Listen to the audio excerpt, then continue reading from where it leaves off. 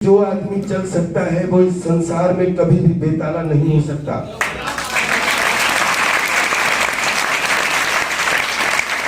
वो कुर्सी में बैठने से लेके, अगर आपको इस कुर्सी पे बैठना है, विश्वास करिए कि इस कुर्सी पे बैठने के लिए हो सकता है 4 आपसे बड़े वीआईपी आ जाए तो आपको उठा दिया जाए, लेकिन उस कुर्सी से शुरुआत करोगे ना तो चाहे प्रधानमंत्री भी यहाँ आ जाए, आप वहां से उठा के आगे बढ़ोगे, पीछे कभी नहीं जाओगे।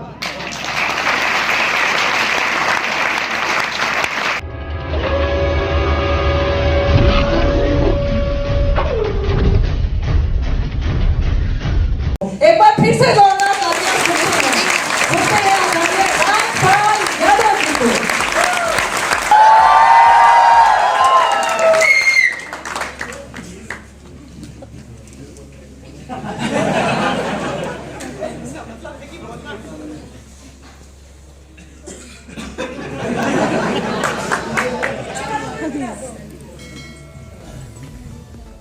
वैसे भी कहते हैं कि अगर कॉस्टिक एक आध घंटा म्यूजिक और बहुत तालियां और बहुत एनर्जी जा रही हो तो बीच बीच में बोलते हैं ना, जब बहुत बड़ी बिल्डिंग होती है तो बीच में वो हवा निकलने के लिए जगह छोड़ देते हैं। तो वैसे ही जब 40-45 मिनट हो जाए तो 1 मिनट का ऐसे ही साइलेंट बहुत अच्छा लगता है। यहाँ पे हिसार की इस पावन भूमि पर मेरे लिए कुछ भी बोलना तो सूरज को दिया दिखाने जैसा है।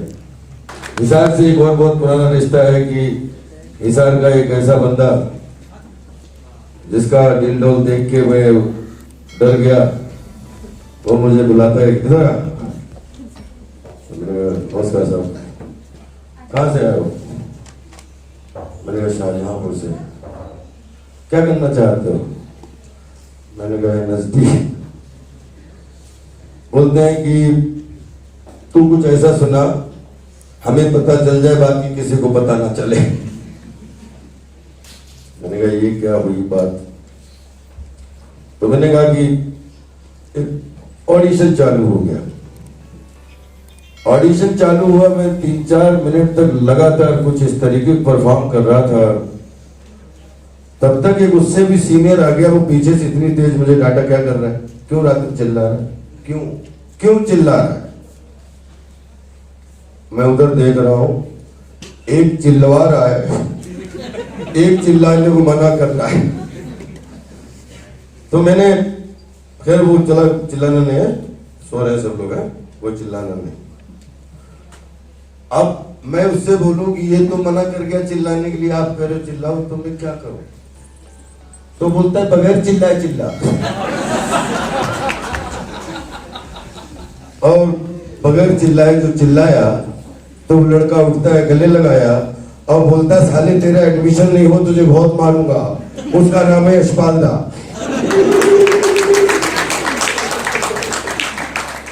यशपाल शर्मा जी एक ऐसे बड़े भाई की तरह। कोशिशें हमेशा कामयाब होती हैं और कोशिश हर समय करनी ही चाहिए। कोशिश जिसने कोशिश नहीं की कभी भी नहीं। मैंने यहाँ से, मुझे नहीं मालूम मैंने वो कागज क्यों उठाया, लेकिन कहीं से कॉम्प्लीमेंट मिला कि, तो आई थिंक ये अगर कागज उठाना मेरे स्क्रीन प्ले में होता तो कभी भी यहाँ से कॉम्प्लीमेंट नहीं मिलता। जब तक आपके वो कॉम्प्लीमेंट वाली स्थिति तीसरी सीढ़ी होती है। उससे पहली सीढ़ी वो होती है जब हम एनएसडी में, जहां यशपाल भाई का किस्सा सुना रहे थे, वहीं भी गेस्ट फैकल्टी में मिस्टर बाबा कारण था। तो हमारा 20 का बैच था, जैसे बच्चे लोग बैठे हैं, जिस बच्चे का नाम आए उसे बोले बताओ क्या आता है? कन्हैया याद है? बाबा साहब, बाबा कालन जी की आवाज तो याद है? बताओ कैसे तुम कहाँ पढ़े? तो जितना लड़का खड़ा हो वो, सर मुझे ये आता है, मुझे कहरवा आता है, मुझे रूपक आता है, मुझे झप ताल आती है, मुझे ये ताल आती है, मुझे, मैं इधर खिसका हूं। फिर 2 बार इधर भी हुआ है। अब बड़ा परेशान हूं कि यार इतना सबको आता है, मेरा नंबर आया तो क्या बताऊंगा। तो जैसे मेरा नंबर आया तो मैं बोला सर मुझे, मैं चलता हूँ तो बेताला हो जाता है। मैंने कहा मैं गाना शुरू करता हूँ, मुझे तो लगता है मैं बेसुरा हो जाऊंगा सर। ऐसे जैसे सब हंसे वैसे सब हंस दिए, लेकिन मैंने बेशर्मी से वो बात बोली जो सच में मेरी प्रॉब्लम थी। तो बोले कि जब तुम्हें आते नहीं तुम यहाँ कैसे आ गए? इसीलिए तुम्हें कुछ सिखा दो।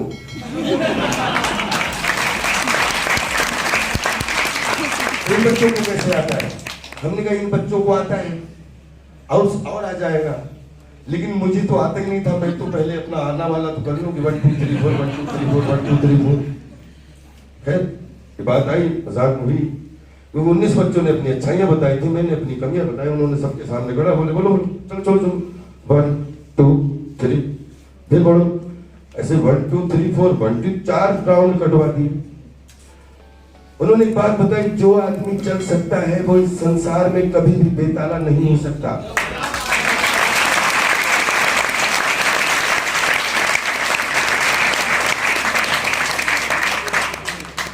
उन्होंने एक और बात बताई कि जो आदमी बोल सकता है वो कभी बेसुरा नहीं हो सकता। आगे ऊपर जाके पता नहीं सा किधर चला जाता है, घरा जाता है, गला घर्रा जाता है ना। तो बोले कि वहां पे मैंने अपने म्यूजिक को एक नेचर के रूप में, नाना नानी रूप को समझ के कि हम लोग कला के पुत्र हैं। उसी दिन से अगर पेड़ पहाड़ जल जंगल जमीन पर्यावरण पर्यटन धरती आकाश अगर ये आपके नाना नानी हैं तो म्यूजिक और हवा आपके माता पिता है।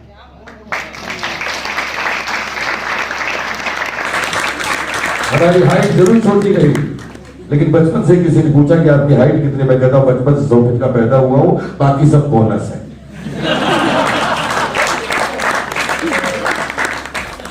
ये चूंकि भारत के ऐसे कुछ बच्चे हैं, कुछ ऐसे बूढ़े हैं जिनसे, क्योंकि एक बार सपना हुआ कि बच्चों के सबसे ज्यादा मार्क्स लाने, एक ही बार मन आया कि सबसे ज्यादा मार्क्स लाने। कक्षा 5 में जब पास हुए तो ऐसे मन में हुड़क आ गई कि वो भी लालच, क्योंकि पहली बार कक्षा 3 में मिली थी वो रबर, जिसके लिए प्रताप सिंह ने झूठ भूल जंगलों की छानी, उसमें रबर मिली थी। फिर एक में मिली थी पेंसिल, और तीसरी में मिला तौलिया। उसके बाद में खेल गया। तो कक्षा 5 पास हुआ तो मैंने कहा कि तौलिया बोलिया से इनाम ज्यादा अच्छा होता है, जिसके सबसे ज्यादा नंबर आए उसको सबसे ज्यादा प्यार किया जाता है। तो साल भर साथ कट गए, और कक्षा 6 में जब बंडा में हमें 500-600 लड़के होते हैं, उसमें 8वां और 10वां तो बोर्ड का था, लेकिन कक्षा 6 कक्षा 7 कक्षा 8 9 और उसमें 3-3 क्लासेस सब मिला के ऐसे सब एनुअल फंक्शन होता है, मार्कशीट बढ़ रही थी।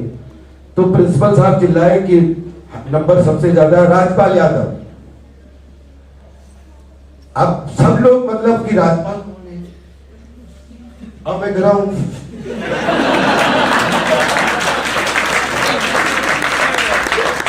अब ध्यान में भैया ये लोग खड़े, हम खड़े हुए बैठे बराबर। तो मैं, जो मेरी एक बहुत बचपन से एक दुलत्ती वाली है, सर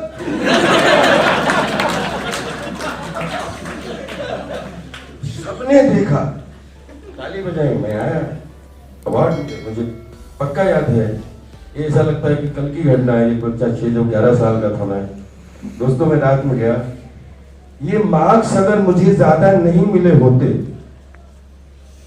तो मुझे खड़े होने की तमीज नहीं होती।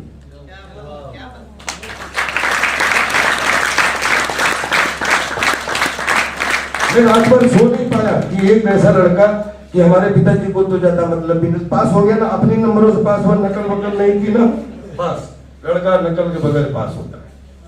मुंशी जी से बोले कि पैसा आपको 15 तारीख से पहले मिल जाएगा, लेकिन अब चाहे मजदूरी करके मिले, लेकिन लड़का पास हो तो तभी पास करना, नहीं तो भाई हमारा आपका झगड़ा।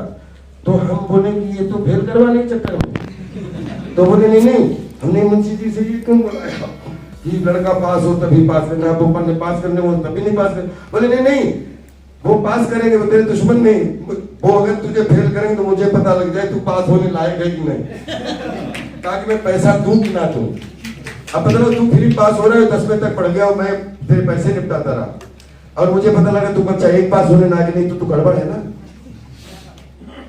मैं वो कक्षा 5 वो नंबर, मेरे मन में बेचैनी कि गांव में अब रात है, चारों तरफ मेढक टर और ये और कुत्ते और पूरा अंधेरा, और मुझे बेचैनी, बड़ा भाई सोया हुआ है। मैं बोला था कि बड़े भाई क्या पूरे 5 साल के मेरे सपने मिट्टी में मिल गए।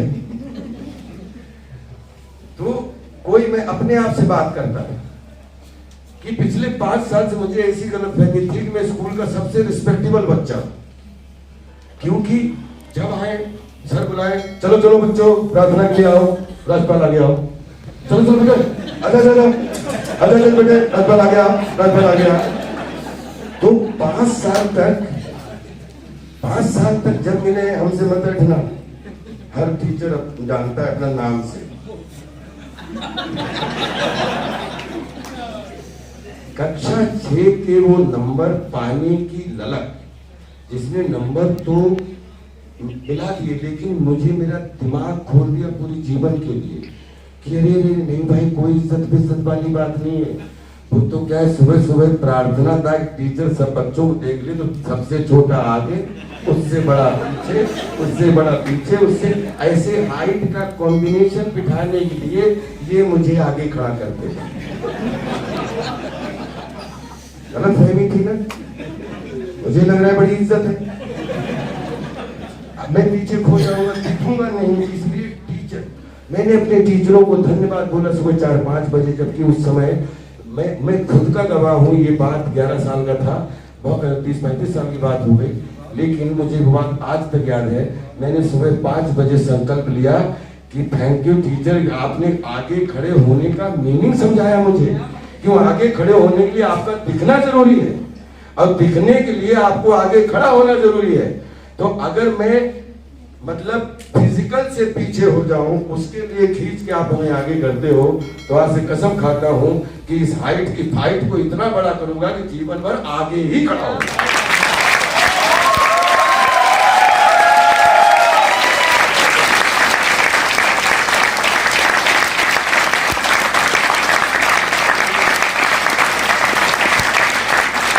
सुनो, ताली बजाने वाली बात नहीं, आप सब गवाह आज भी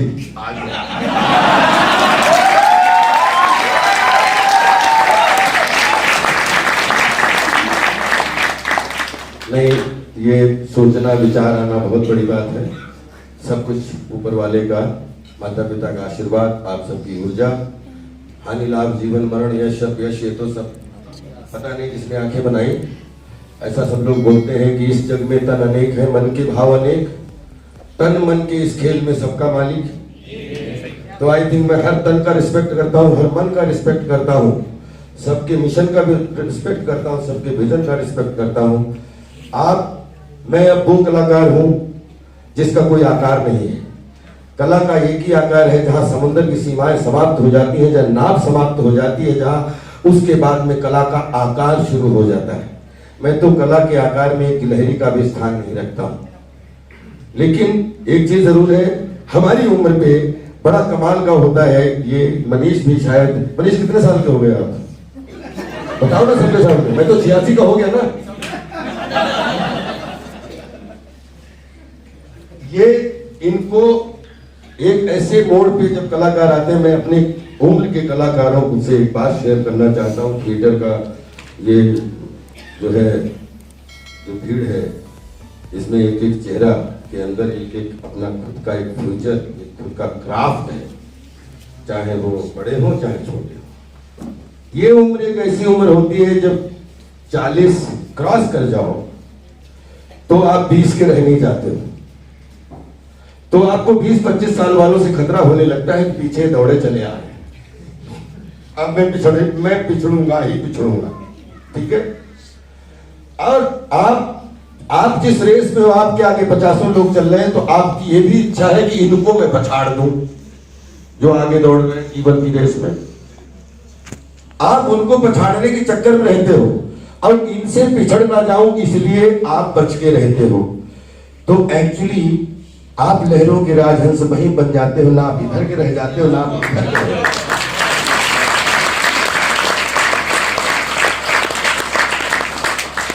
अगर राजहंस की चाल देना है अपने जीवन की लहरों को, तो जीवन में कला का रथ बनाओ।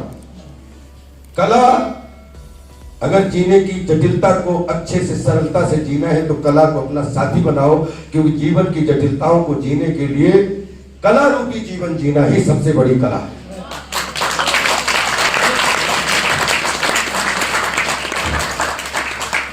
और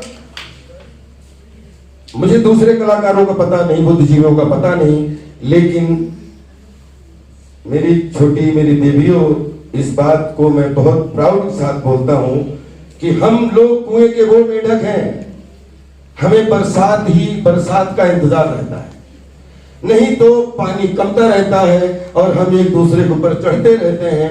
और कहीं पे जब बारिश आती है तो बोलते हैं कि आषाढ़ का एक दिन सुना ही होगा कि पहला दिन बारिश का जब गड़गड़ाता है और जब कुएं पानी भरता है, कुआं धीरे धीरे ऊपर आता है, उस मौसम का कभी मिसयूज मत करना।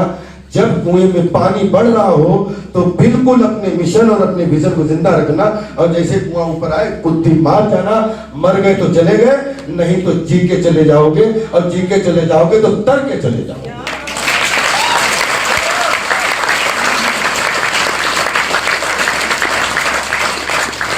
जीवन, छोटे भाइयों बहनों, अगर जीवन को बहुत समरसता के साथ जीना है, मैं हो सकता है जब कल फिल्म करूं तो मैं किसी सामने ये बात नहीं बोलूंगा, क्योंकि यहाँ पे बुद्धिजीवियों की महफिल है ये।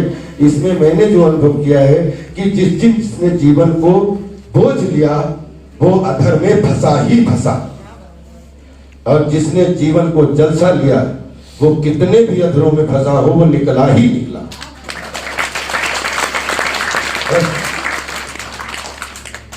आगे वाले आगे बढ़ेंगे, हम उनकी उम्र का सम्मान करेंगे, क्योंकि आगे वालों को पछाड़ के आपको क्या मिल जाएगा। जिन लोगों ने खुद एक 20 साल का अपना क्राफ्ट बना रखा है, एक बिल्डर है जो 20 बिल्डिंगें बना रहा है, आपने एक बिल्डिंग खड़ी कर दी, आप कह रहे हो इस बिल्डिंग को मैं पछाड़ूंगा। सोच ही गलत है। ऐसे वो वाली बात हो गई कि मैं ये एक्टर इतना बड़ा हीरो है, अगर मुझे मौका मिल जाए तो मैं इस एक्टर को घर बिठा दूंगा। अरे जो एक्टर घर घर बैठा हुआ है 20 साल से, उसको तू घर क्यों दोबारा बिठा रहा? तो ये सबके साथ में आगे बढ़ने वालों के लिए मैं बैकबोन बनना चाहता हूं, लेकिन पीछे वालों के लिए मैं कोच बनना चाहता हूं। तो हिसार आज देश के टॉप 11 शहरों में शहर है।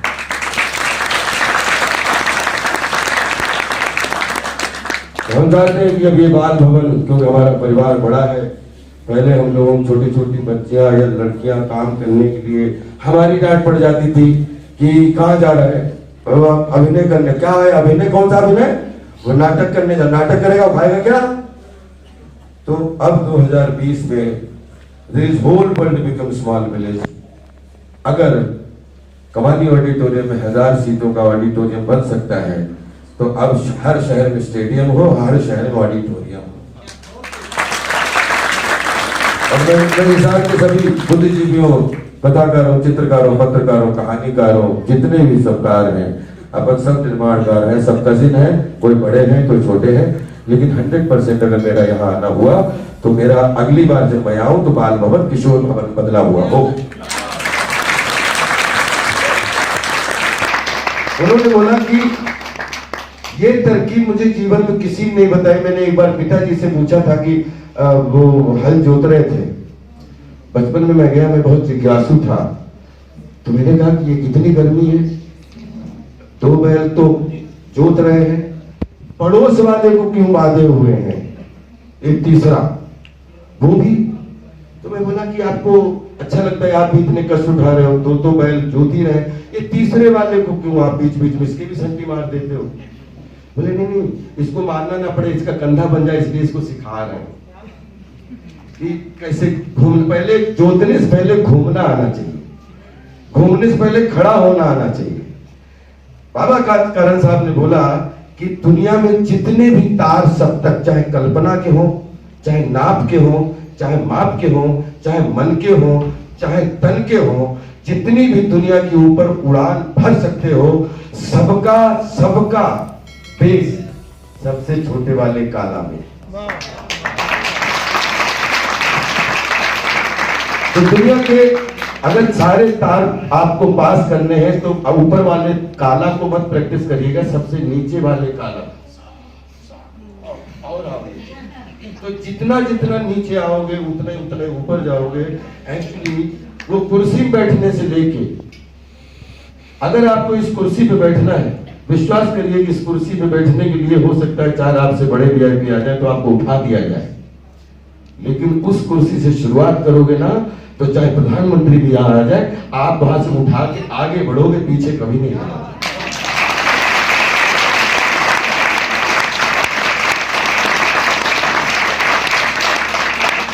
तो अपनी कुर्सी, क्योंकि हिसार हमारे जो यहाँ पे हमसे उम्र में बड़े हैं, मैं उनको सच में चरण स्पर्श करता हूँ, क्योंकि हमारी जिंदगी में हमारी उम्र का ना कोई मित्र रहा और ना ही हमारी उम्र का कोई शत्रु रहा।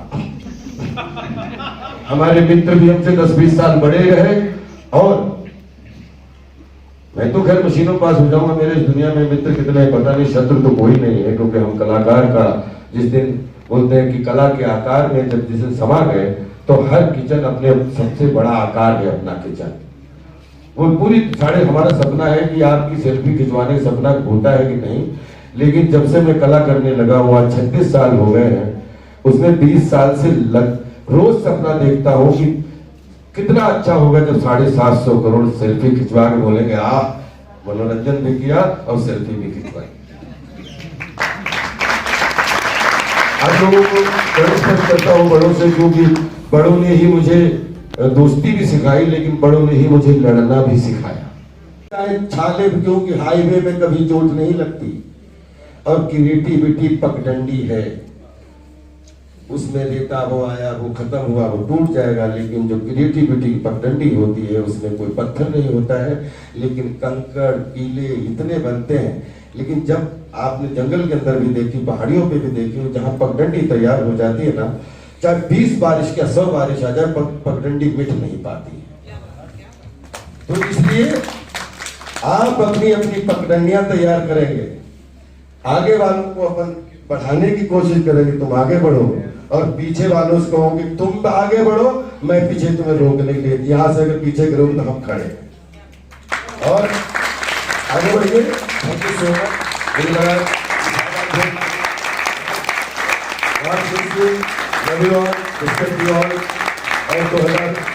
साथ में बहुत सारी कोशिश करेंगे कि पर्दे के माध्यम से भी मिलता रहूं, ऐसे भी मिलता रहूं। कोशिश करें कि कोरोना अपना सब हिसाब किताब ठीक रखे, क्योंकि पिछले साल जो कोरोना ने करवाया, ये तो किसी 100 साल में किसी भी कहानीकार ने नहीं लिखा। बाद में बताया 1918 में हुआ था, लेकिन किसी कहानी में बार बार ऐसा रिपीट नहीं हुआ, दोबारा ये रिपीट हो सकता है।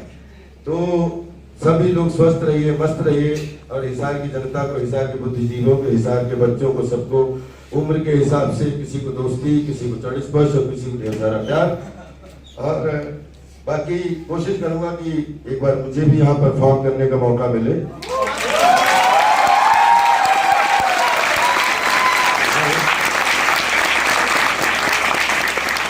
लेकिन अगर एक परफॉर्मेंस से शाहजहांपुर का सूचना कार्यालय कुर्सियों में और बड़े उसमें बदल सकता है, तो हिसार उससे बहुत बड़ा सिटी है, बहुत मार्गदर्शन वाला सिटी है, और बहुत ही पॉजिटिव सिटी है।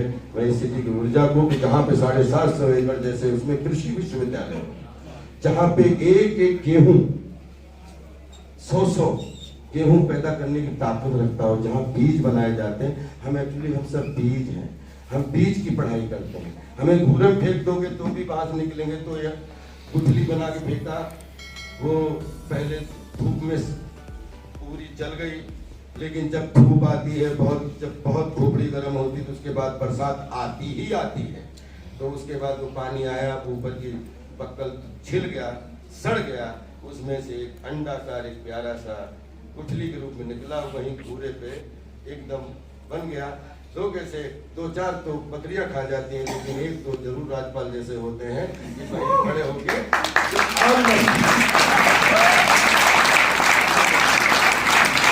तो हम चाहते हैं कि आप कितने बड़े महान कलाकार बने, कितने बड़े अदाकार बने, कितने बड़े कहानीकार बने, कितने बड़े चित्रकार बने, ये जरूर, लेकिन उससे पहले मैं आपके लिए दुआ करूंगा या आप अपने दुख के लिए दुआ करें कि आप क्या बनेंगे पता नहीं, लेकिन आप बीज जरूर बने। जब जब बीज बनोगे, जहां भी गड़ाए जाओगे वहीं पे उग जाओगे और फिर वहीं पे खड़े होके दरख्त बन जाओगे। Love you all.